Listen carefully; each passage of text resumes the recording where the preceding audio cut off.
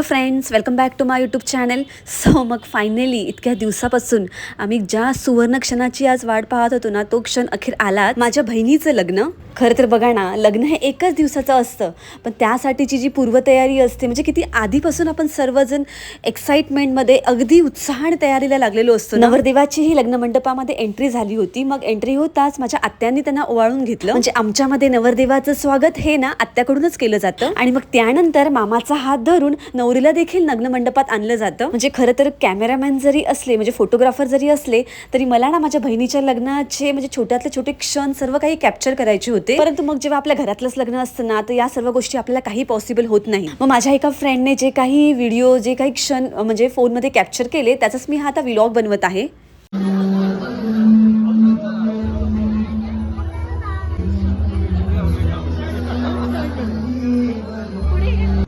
लग्नाच्या शालूमध्ये माझी बहीण आणि मग नवरदेवाच्या पोशाखामध्ये मयूर भाऊजी अगदी अगदी देखणे दिसत होते दोघेही. चला तर मग फ्रेंड्स, आपण सर्व मिळून दीपाली आणि मयूर भाऊजी या दोघांनाही लग्नाच्या पुढील वाटचालीस खूप खूप भरभरून अशा शुभेच्छा देऊया. सर्वजण हजर झाले होते आणि मग आता थोड्याच वेळात लग्नाच्या मंगलाष्टका देखील स्टार्ट होणार होत्या.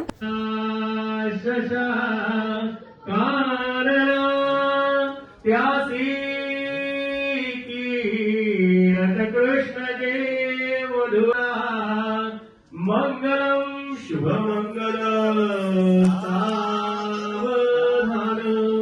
सावचित्त शुभमंगल सावधान वधूवर सावचित्त.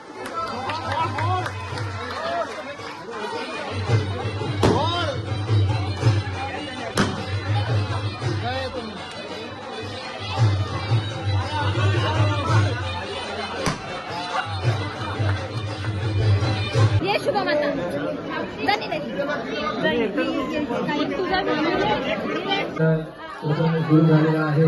पुन्हा सर्वांना विनंती, आपण सर्वांनी भोजनाचा आस्वाद घ्यायचा आहे. धन्यवाद.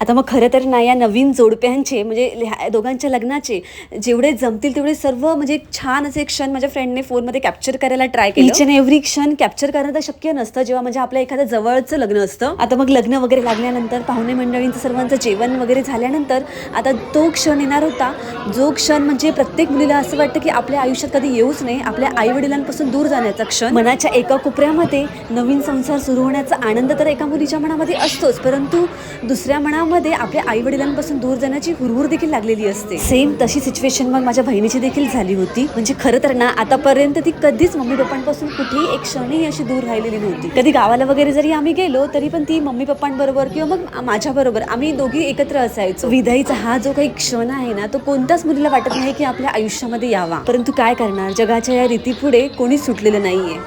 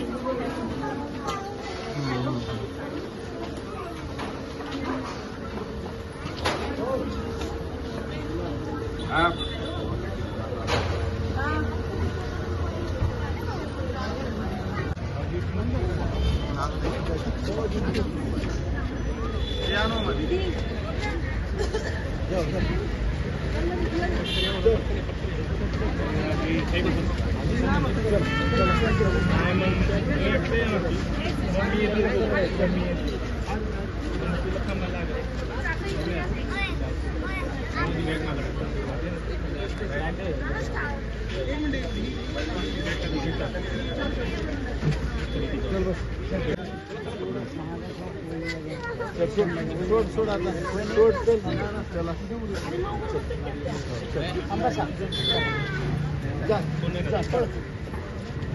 आज बस मग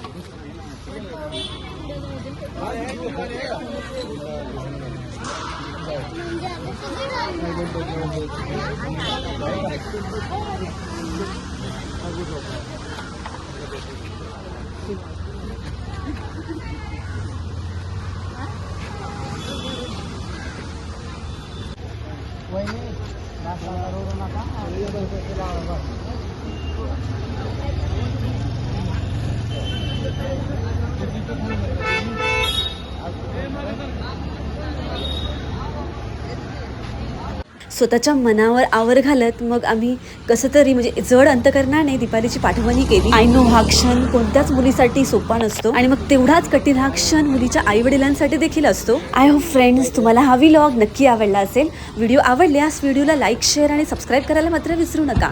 चला तर मग भेटूया नेक्स्ट व्लॉगमध्ये. तोपर्यंत बाय बाय.